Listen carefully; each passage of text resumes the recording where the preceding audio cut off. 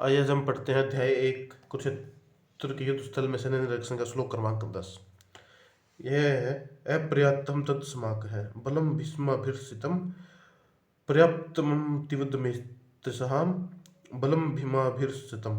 अर्थात इनके शब्द बाकी हर शब्द का अर्थ भी दिया हुआ है यहाँ पर। अगर आप पढ़ना चाहें तो आप मुझे कमेंट सेक्शन में बताएं, मैं शब्द बाय शब्द भी आपको जो है हर शब्द का भी मीनिंग बता सकता हूँ, कोई ऐसी दिक्कत वाली बात नहीं है।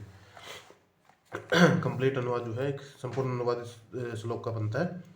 हमारी शक्ति अप्रिमेय है और हम सब पितामह द्वारा भली भांति संरक्षित हैं, जबकि पांडवों की शक्ति भीम द्वारा भली भांति संरक्षित होकर भी सीमित है।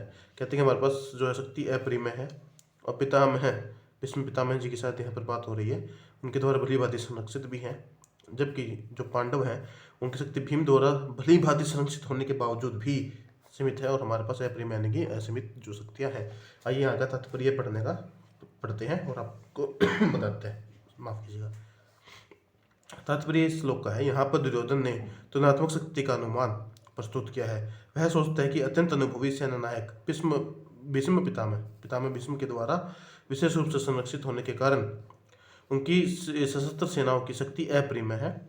दूसरी ओर पांडवों की सेनाएं सीमित है, क्योंकि उनकी सुरक्षा एक कम अनुभवी नायक भीम द्वारा की जा रही है, जो भीष्म की तुलना में नगण्य है। भीष्म पितामह जी के सामने तो अवश्य ही बिल्कुल।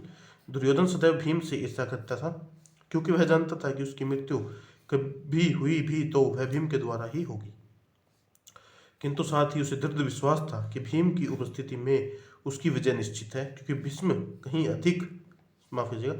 उन्हें दृढ़ विश्वास था कि भीष्म की उपस्थिति में उसकी विजय निश्चित है, क्योंकि भीष्म कहीं अधिक उत्कृष्ट सेनापति हैं, वह युद्ध में विजयी होंगे, उसका वह दृढ़ निश्चय था।